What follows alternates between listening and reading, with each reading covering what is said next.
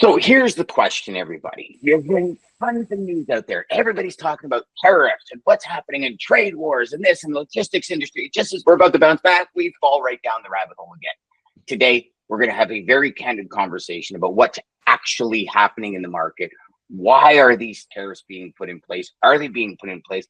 And more or less, how sustainable are they? Today on the Logistics Life.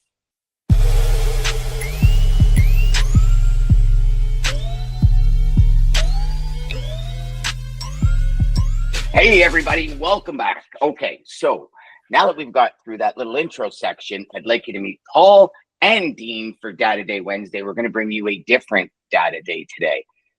Today's going to be all about the tariffs. Today's going to be about what the reality is of them. What will it do to the market? Is it actually feasible for a 25% tariff? You know, when you're talking about the automotive industry and the aluminum and steel industry and energy, and how's it going to go back and forth? And oh my gosh, is this person going to do that? And then we're going to do this. And Ontario's going to rip up $100 million Starlink contract because of it. Gentlemen, so much going on in the news since Monday. I don't even know where to begin. Where do you guys want to start? Well, we could start with we could start with China. China's the one where tariffs have been implemented last night, as far as I can believe. But I'd love to get Paul's take on this because I suspect a lot of damage has been done. I know the damage has been done on the freight side from a movement of goods perspective in advance of last evening. So I talked to some owner operators yesterday. They had one of their busiest Januaries ever cross-border, moving steel and aluminum. So I suspect there's, we're kind of robbing volume from, February and put it into January. It's like Paul will talk about the pull forward of imports. We pulled forward import volumes from this quarter into the previous quarter. So that distorts the market. It creates a lot of lane imbalance. So I think there's maybe been some damage done already. I'd love to get Paul's take on what's going to happen in Canada because the Canadians seem very angry about this. If they keep with their withdrawing all of US liquor from the shelves and having a real anti-US sentiment, regardless of whether the tariffs happen or not longer term, I suspect there could be some damage done. I feel like there's a sea change going on there, but let's get Paul's take on this.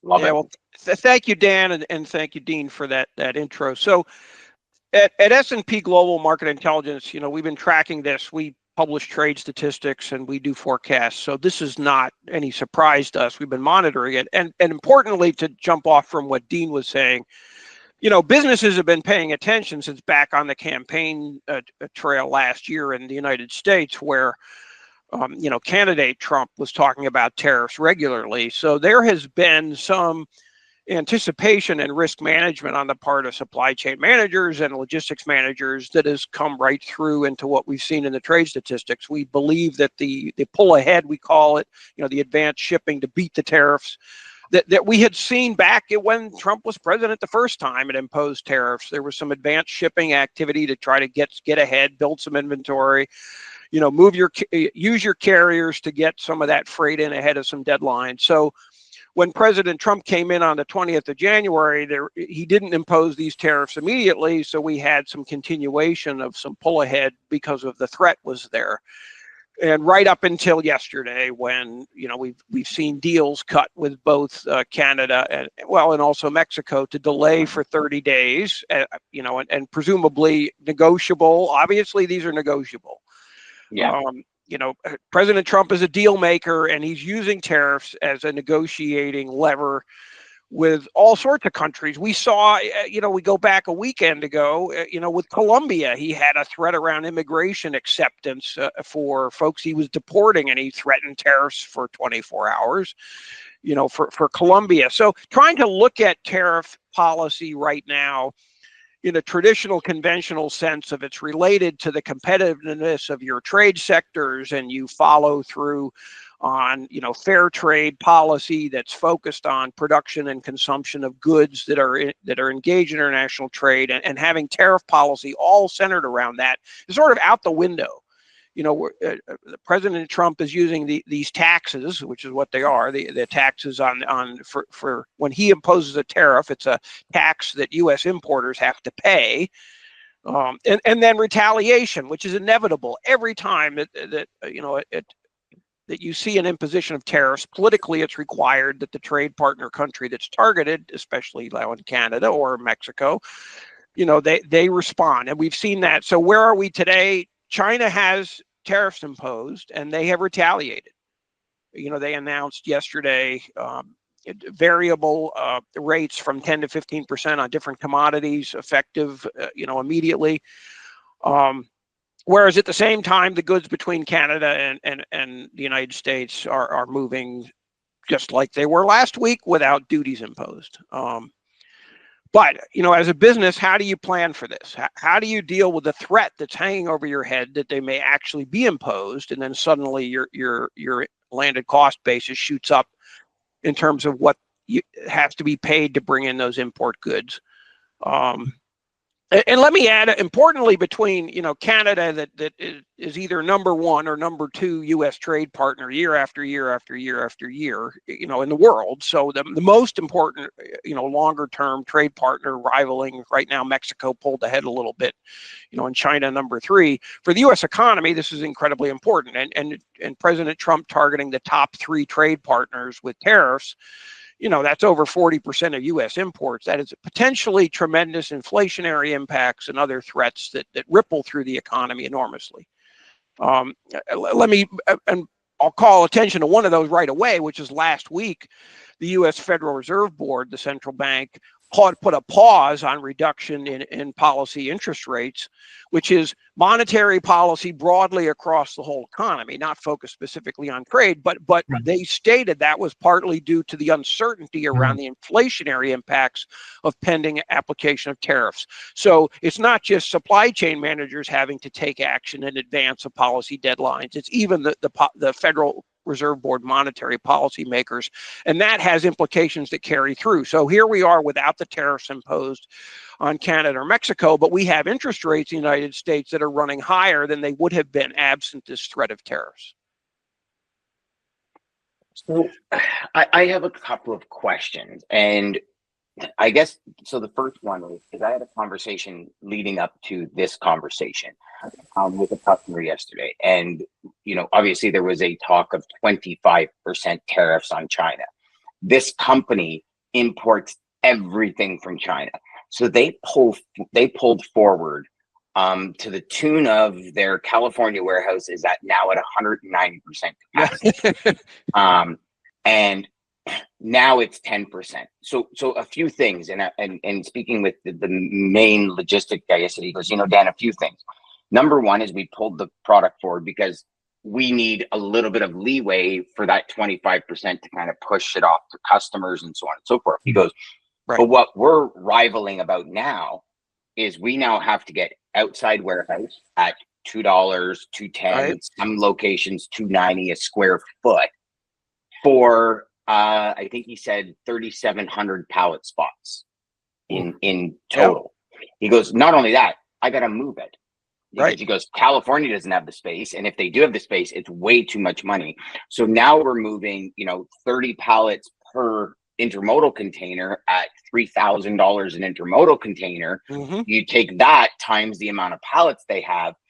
You're talking, he goes, we would have been better to pay the 10% tariff. So they have corporations that are pissed because they pulled stock forward, and now it's not even like it's 22%. It's way below the 25%.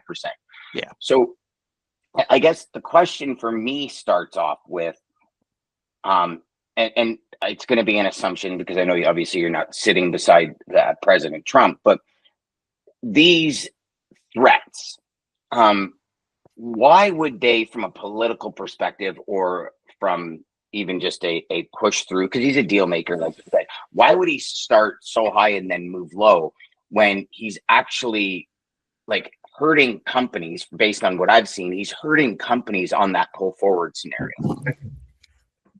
Well, he's been stating publicly since back last year, well, even before that his perception of the way tariffs work are different from the way economists teach it. And Okay. generically, he's basically saying he has his own theory about how tariffs work through an economy where they're not a consumption tax. These are goods for consumption, and in economics, that classically, raises the price, reduces the demand. Yes, the U.S. government captures some of that revenue because you pay the tax to the U.S. government. That's who gets the tariff. And he's talked about, this would offset other taxes that, he would use it to subsidize tax reductions elsewhere in the economy. And of course, it has its benefit of sheltering domestic U.S. producers of the goods that are being tariffed, as if you've got, excess capacity and a ready workforce ready to go to substitute for every one of those products being tariffed, which we know is not the case at all. So, a part of this is he's positing justification and a rationale for use of tariffs, when in fact, if you think about it, it might also be somewhat the political context where Congress allows the president to do certain things and not others. One of the powers that Congress has given to the president is to apply tariffs without having to get Congress to approve it. Whereas if he wants to do other things in the economy, if he wants to negotiate a treaty, he has to get, Senate approval and so forth. There's other actions that he might want to take as an executive where he doesn't have the power to do it independently. He has to go through a legislative process that takes time, and he has to negotiate with, elected representatives. Whereas a tariff is a lever that he can, as he's shown he can do in the first few weeks of his presidency, impose somewhat arbitrarily and immediately. He can impose it, remove it. So as a negotiating tool, it's more powerful for him in dealing with foreign countries than other levers that traditionally you might have seen a president try to exercise over time in foreign policy, where he has to work with the legislative branch, more closely. And I think that, if anything, that may be one of the attractions to President Trump, and plus the ability to he's not doing it when he's applying broad tariffs, but as he had done in his first term, he had targeted individual commodities, individual industries, like steel, which then also politically aligns more with if he's trying to apply pressure and negotiate around particular pain points. That gives him more flexibility than something that's policies that are less specific. And I think that's another factor as to, well, why is he using tariffs when he's talking about border security or greater interdiction of illegal drugs and so forth, where you think, well, what does that have to do with an import tax? It's more just this negotiating leverage. And I think trying to understand what's coming from that means he's using it in ways that makes it harder to predict, because you can't just analyze the data about trade competitiveness or trade prices and say, okay, let's rank order these and pick the top ones, and that's where the tariffs are going to be and what levels are going to be set, because he's not looking at that at all for what he's doing with these tariffs currently. Paul, it struck me how misinformed and maybe willfully ignorant some people are in the economy. I was watching some interviews on the news this week about what people thought tariffs were, and there was a group of people that were adamant that China pays the tax, China pays the tariff. And when it was explained to them that the Customs and Border Patrol actually debit the shipper's bank account before the bill of lading is processed, they were in total disbelief. And they couldn't connect in their mind that the tariff is actually paid by the shipper at the point of entry, which then who's not going to pass on a tax to the consumer in an economy where we've already got higher interest rates? We're coming out of the back of the pandemic. People are on the ropes in a lot of sectors of the industry. And then, of course, we have this notion that somehow drugs are pouring across our border, and the inference is it's got to do with people, when the reality is we only screen 1 out of every 10 containers that come into our ports. We only scan maybe 5% of the trucks that are coming across the southern border. So absent a massive hiring of CBP people on the borders and new port infrastructure, I don't know how. I mean, you're not going to stop it. You could slow it down, and it's like we're going to send 10,000 people to the border. Well, they did that under the Biden administration. So it's none of this is new. The problem I find is it's hard to distill truth from willful fact distortion. and just outright lies. I just find there's a whole group of people that are really misinformed, and I follow some people on Facebook, and I think there's no way you're going to listen to facts or the reality of this, and I fear that, to Dan's point when he started, this people are going to be really hurt by this because they're not prepared for what's going to come. Because one of the things we were talking about yesterday was demand destruction. Right. On the freight side, right? So to a degree, that's going to happen in February because a lot of those volumes have shifted.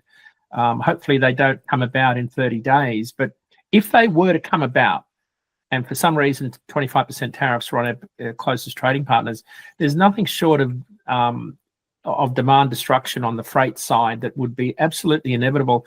And I'm just not sure people were even prepared for that when they voted, because we know that in our business, in the trucking business, at least 75% of the trucking community voted for this administration. They voted knowing this was coming. I don't know that they were prepared for it in any way, shape, or form. Yeah, I agree. I mean, I haven't seen, broad polling that measured specifically, the public understanding of the tariff mechanism, the process, and how but that assertion that the foreign exporter pays is clearly incorrect. That's not the way it works, as you described well. And there's no getting around in terms of the impact on the economy. It acts as a tax. And if you tax something enough, you can have demand destruction, unless you have something with purely inelastic demand where absolutely you'll buy it under any circumstances, something like, to save your life. So say, for example, certain pharmaceuticals that you have to only have a foreign supplier and you need it to live, you'll pay. But almost anything else, you will see a drop in that import volume as the prices delivered go up because of the tax. Demand destruction is inevitable, a part of this, and it's clouded by the timing issue, because I think that's where some people point to the data and they go, oh, but look, the trade volumes are up. Well, sure, because we have this pull ahead happening, just as you said, and that's a distortion where, in fact, that payback is coming at some point where you built up those inventories, you're going to draw them down, and that means that those volumes moving are not going to be there in the future because you moved them ahead. And that is directly going to affect the whole logistics system as tariffs play out, when they stay in place for any sustained period of time. And for some of them, they've stayed in place a very long time. We still have tariffs in place against China, which we've just added to, that have been there since the Trump administration. The Biden administration didn't remove. Yeah. As far as the fentanyl interdiction, let me comment. There's one thing that I think has not gotten attention that was not a surprise, but I think has been missed in the last few days, is that there was the removal of what's called that de minimis exemption. Specifically, well, it was going to be against Canada and Mexico, but against China. And that has been an enormous source of an irritation and a complication for CBP on trying to interdict things, because you've had literally, this explosion in growth of very small package shipments, a lot of them by air cargo, which has stayed, really strong on the import side, but some of it consolidated coming through in, LTL or container loads cross border, where those individual shipments of what had been under $800 in value, declared value, were let through with essentially minimal reporting, and the ability for CBP to process and screen every one of those has been very limited. And that's where, you've had some of this weakness in the border control, border security system. And by removing that, then that whole economic incentive to evade the tariffs that were in place by using this small package shipment value goes away, because then you're imposing those tariffs on any shipment. Any goods has to pay them, and therefore the incentive to break up shipments or to sell directly goes away by the removal of that de minimis exemption.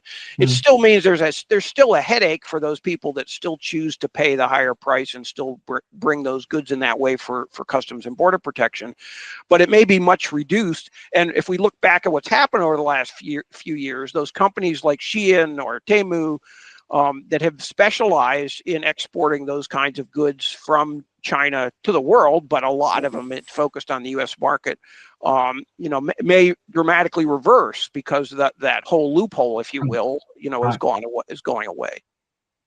Now, Sorry, Dean, go ahead.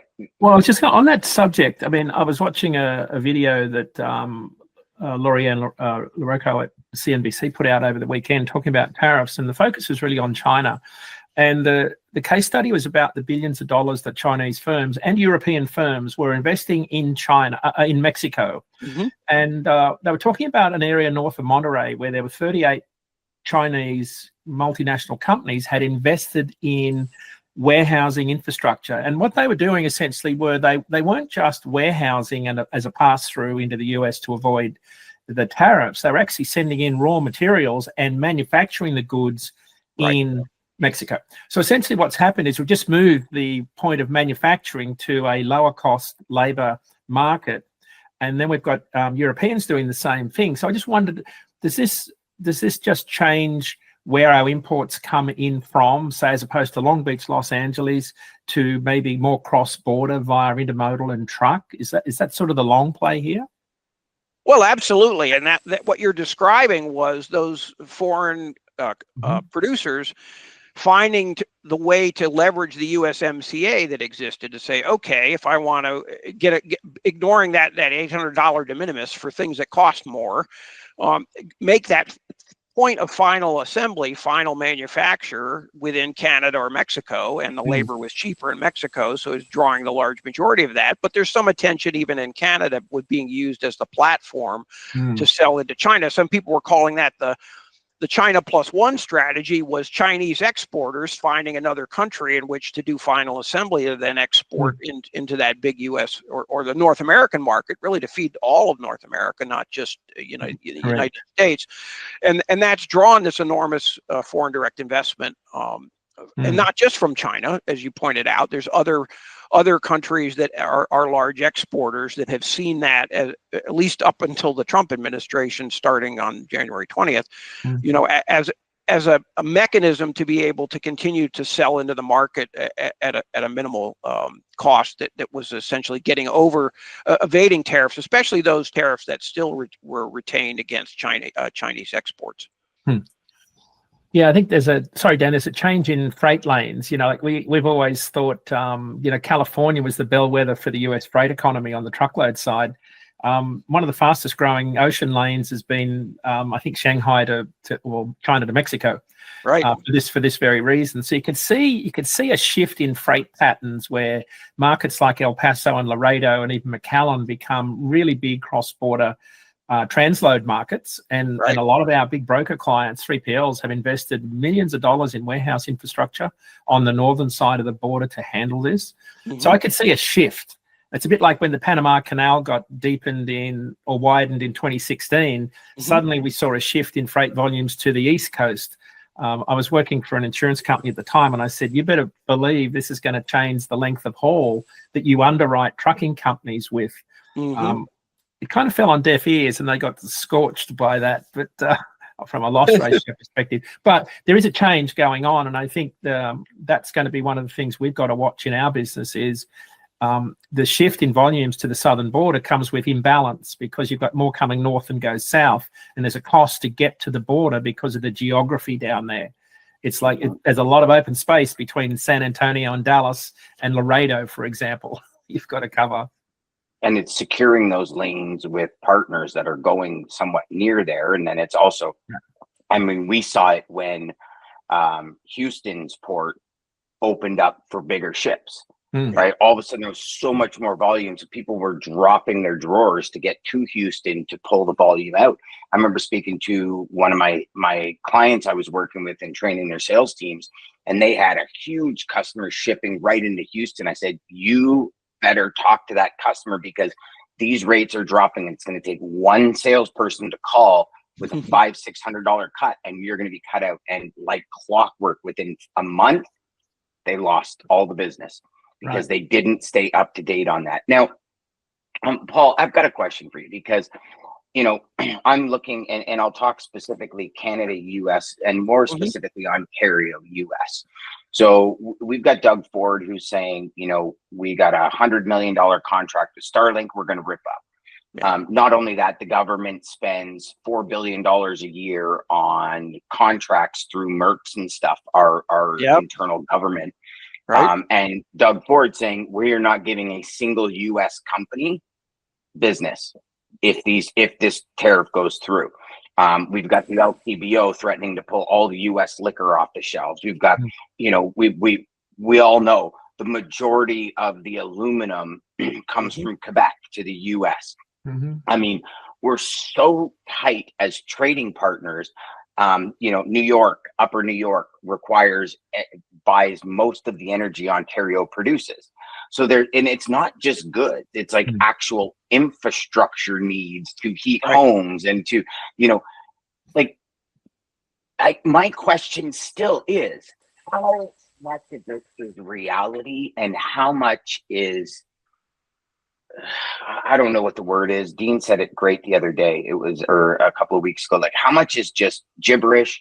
How much is throwing false threats out there? How much is reality? I mean, we know a tariff like that, US Canada, is going to destroy the automotive industry, which is going to open up all the doors for China to come in, which they've been trying to stop. I mean, Elon Musk, you go back years now, Elon Musk has said for a decade now, China can destroy the North American auto market in seconds if we allow it, right? This is the whole big thing when they were trying to put plants in Mexico and ship, and then, it got stopped. What is reality here? Well, Dan, you're going back to your initial point here is that it's still a strong economic incentive to have a regional trading bloc, which is North America, which goes back to the NAFTA, and then, President Trump replacing that with the USMCA. In fact, really the only big major trade deal he did, multi-party, when he was in president the first time, was USMCA. And, despite all of his talk, when we looked at the structure of the tariffs he was imposing or threatening to impose on Canada, even there, he made a concession on the energy side because somebody got through to him and said, look, on the crude oil import side from Canada, you've got a whole region of the U.S. where those refineries are built and operate on bringing in that Canadian crude for which there's no easy substitute. Right. The light sweet crude that the U.S. produces doesn't run in those refineries. So like you described, the integration regionally within the continent between Canada and parts of the United States is an enormously evolved and mature system that is there for more than a century, and you can't undo that quickly by a tariff without causing an enormous disruption, much more so in some ways than you could with any other trade partner, because all the other ones are constrained by ocean shipping and air cargo, whereas with Canada, it's every mode possible, including pipelines and even electric lines. Quebec Hydro selling electricity to New England. There's no equivalent tie to other foreign countries that you have between Canada and the United States. And in some cases, you've got the producers and consumers in both directions on both sides of the border, very dependent for reasons that are there for economic reasons more than political reasons. It wasn't just a supply chain risk minimization. It was ultimately, it made the most sense to do that where resources were and the logistics cost of moving them to points of where they're needed. It made sense to run them cross border. So putting up barriers, putting up, if you put tariffs on that to try to somehow disrupt it, it will have repercussions through the economy. And you could have in Canada some reorientation to say, okay, political risk management says we have to trade more with non-US trade partners, even if we're not as competitive in some of those end markets. We need to diversify for risk management reasons. And that could be a policy decision that provincial or the national level government in Canada chooses to follow, to say we're not going to put ourselves quite in the same vulnerable position as we are right now, and that has a cost to say, okay, how much are we willing to incur to do that? Paul, the long game here could be, and it is, I mean, they've stated the long game is to bring jobs back to America. But that's, at best, the current administration's got 4 years to do that. Maybe at the early side, 2 years until the midterms occur if they screw things up. So given this is a multi-year, maybe multi-generational play to, bring jobs back, I'm curious about, if that's possible, because the irony is not lost on me that the people that are complaining the most are using iPhones made in China using low labor costs. So there's a touch of irony about this whole discussion. But I watched an interview of a boot maker or a shoe maker of high quality leather. Now, leather shoes are typically made in countries where there's low labor costs because they're a very labor intensive product to make. So we import a lot of these goods from those countries. The question the boot maker raised was, if we want to bring jobs back to America, where is the subsidy for the shoemaking industry, just like you've given to the semiconductor chip industry with a $500 billion grant? Where is that for the rest of the industries? Because the argument was the manufacturing jobs aren't coming back for us in the shoe industry, as one example. What's your take on the reality of being able to bring jobs back to the US if this is a long-term strategy to get more manufacturing done here within the lower 48? Well, there's obstacles, as you indicate, to have a workforce that's affordable to produce those goods.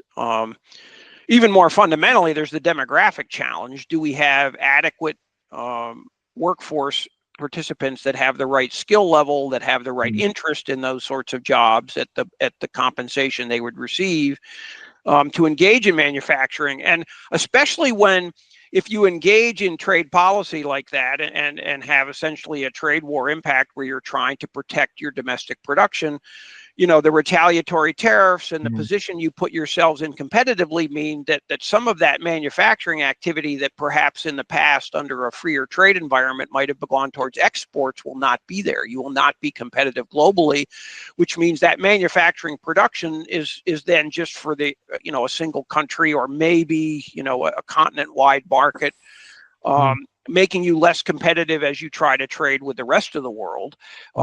Which then dampens the upside for that manufacturing to be successful. And it's impossible to have that industrial policy target every single sector in the economy.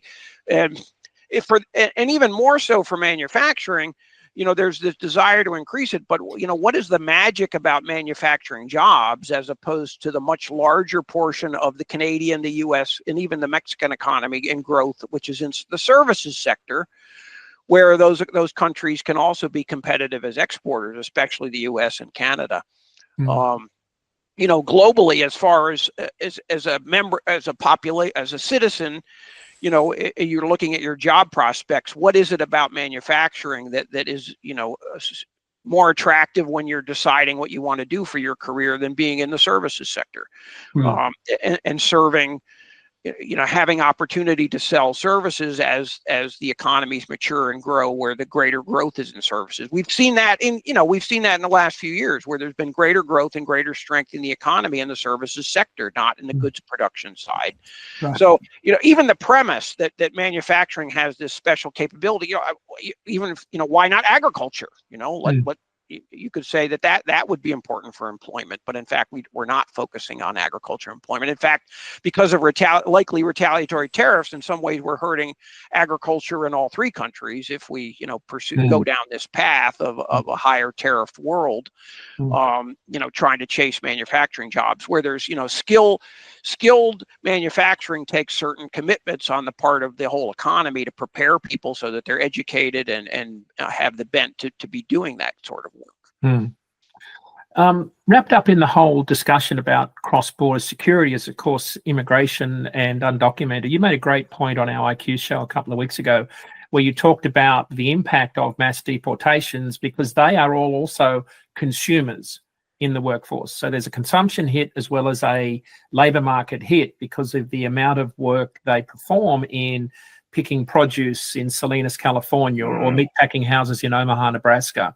So could you talk a little bit about the potential downside of something like that in a market where most Americans don't want to do those jobs?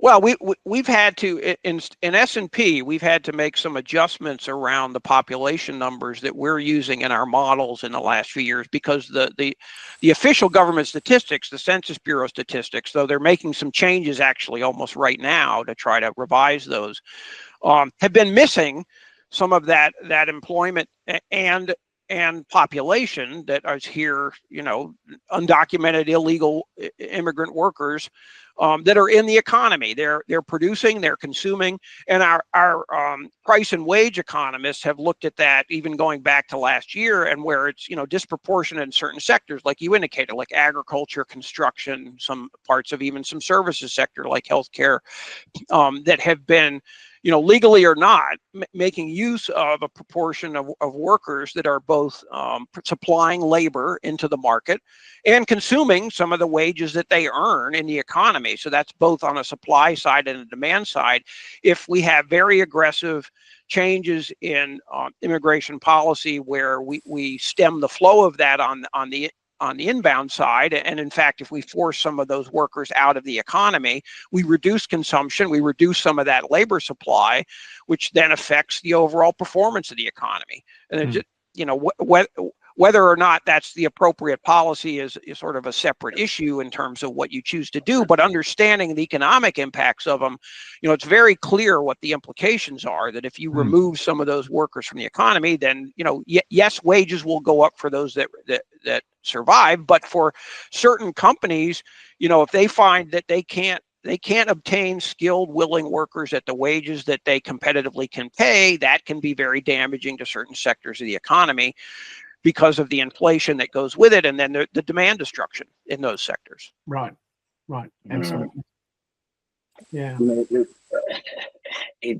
It seems to me anyway, there's a heck of a lot more negatives than there is positives here. I mean, as a consumer of goods, we look at the prices and just, take vehicles, for example. The prices of vehicles and how they've shot up in the last little bit is, I mean, you almost can't get a pickup truck for under 80 grand in Canada that gives you any kind of comfortability when you drive, right?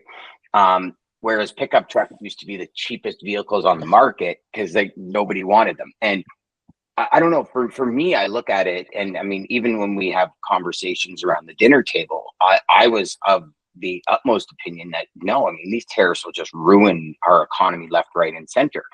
I guess my question then becomes, Paul, with this 30-day reprieve for US, Canada, Mexico, North America, I'll call it, are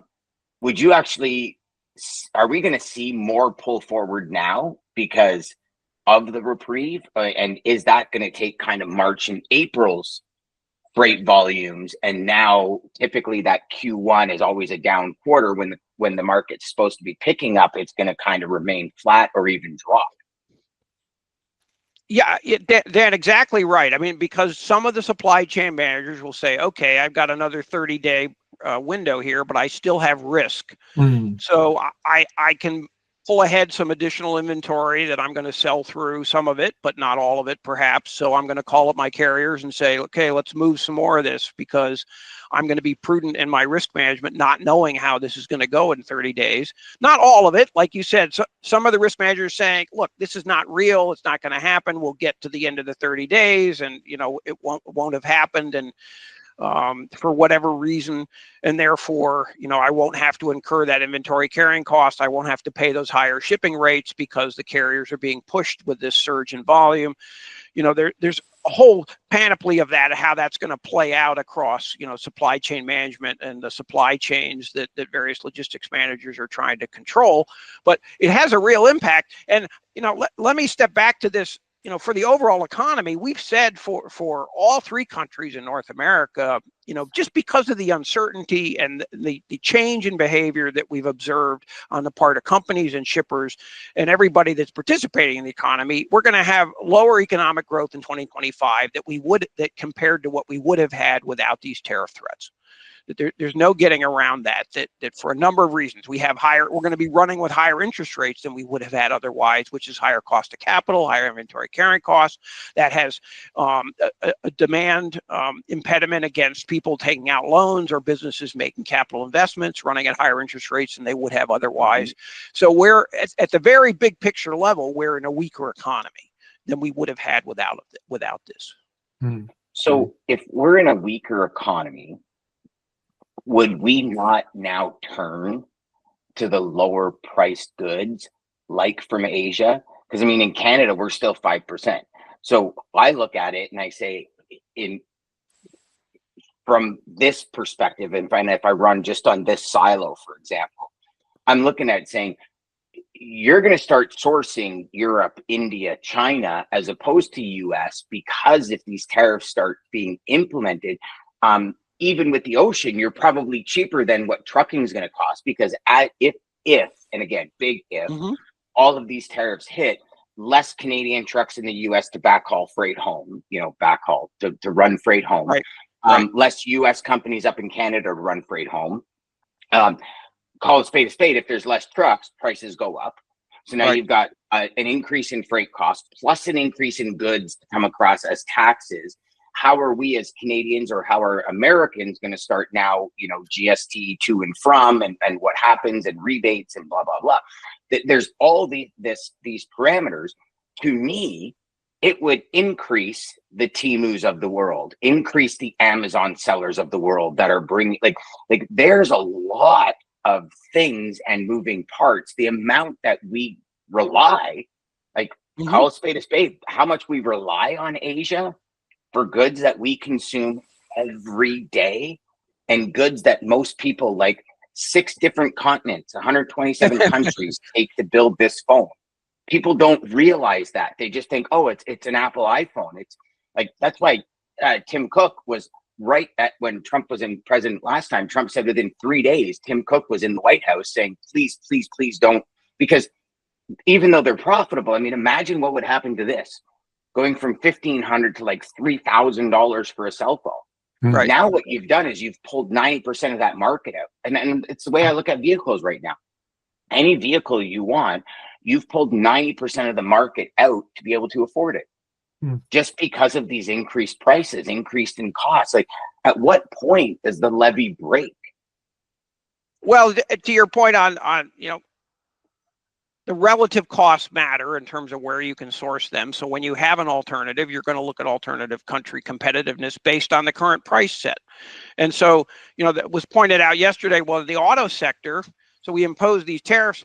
So far, there's nothing on Germany or Japanese automobile exports. So suddenly, competitively, they become more competitive as producers if they choose to export from their countries into North America compared to before. And unless the tariffs are very broad, which, President Trump had also threatened that during the campaign, that you'd have global tariffs across every exporter into the United States. Unless we see that situation, you've got differential competitiveness and trade partner activities that are going to affect supply chains all around the world. I mean, there are examples of, some of the Canadian metals exporters that maybe it would make sense then to, shift some of the exports to Europe. At the same time, you'd have, say, ships that would then be sailing by, the new exports to Europe would be passing ships that would be coming the other direction with the same commodities into the United States, because suddenly those source countries didn't have tariffs and they were cheaper, for something like aluminum, which, from an economist perspective makes no sense at all. But if that's the, if the tariff policy has that impact because of how they're being applied, the consumers will be rational. They'll buy and sell to where the market competitiveness allows them to have price competition, to be successful with sales, or to source things as cheaply as they can. Well, I mean, I can tell you just personally. So here's 2 headsets, $350, $23 on Amazon. I'll tell you right now, when I have each of them in my ear, I see no difference. Right? This is Apple. So here's the brand name. This is no longer the brand. I searched on, I saw an article this morning that iPod 4 are actually $179. I'm on Amazon. I'm like, oh, that's a good price. Right below it is an exact replica from China, $23. And so my head immediately goes to, well, do they really sound different? Because probably not. You can do all the same things when you touch them and you move them and, forward and all this kind of stuff. And I think that's what's going to start happening in the market as people transition out of, why would I pay 5 times the price for something that's the same quality? Yeah. Right? You're just not buying a brand name. So I don't know. I personally, I see it as a detriment. I also, and again, this is just my opinion, so please people don't crucify me. I think it's a lot of, I don't want to say propaganda, but I think it's a lot of yelling from the rooftops to get things done that probably should have been done, right? Like, I'll speak for most Canadians. Our immigration policy is crap. We used to have the best immigration policy in the world. There were countries that were duplicating our immigration policy, and our present government has gone to garbage to the point where we are actually contributing to a major homeless crisis in Canada because of our immigration policy, because we bring people in, we don't train them, we don't teach them, we don't educate them on how to be citizens that contribute to the economy.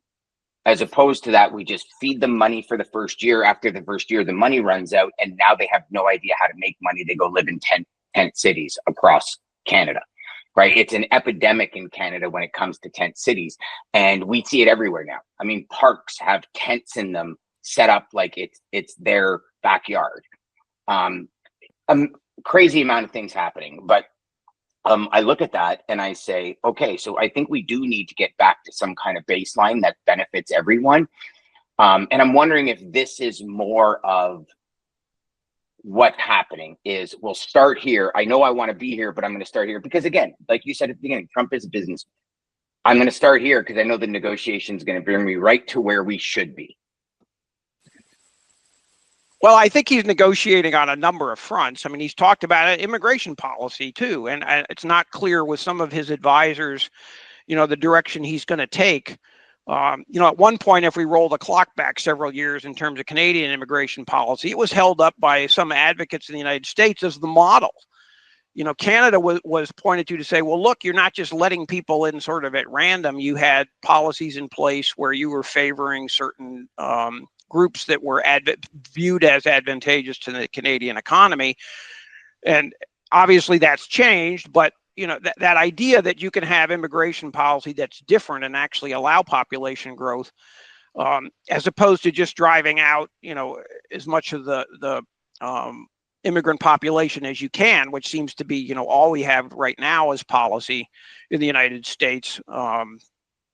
Well, it's a default to the Congress not being willing to in the United States to make new policy is really what the challenge is. But how that plays out in terms of the economy, it affects the workforce in terms of who's available and who's willing to work in certain industries or certain jobs, and the consumption side, as you said, like what's the size of the population that's spending and consuming within the economy, and how much is the government involved in that in terms of supporting, whoever it is in the economy that may or may not be employable full time.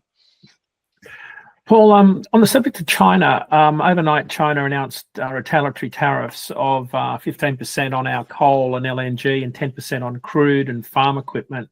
Can you talk a little bit to maybe the impact of that on oil/diesel prices? Because I noticed WTI is down to about $71 a barrel this morning. So it's sort of heading the other direction in the face of a 10% tariff on crude oil.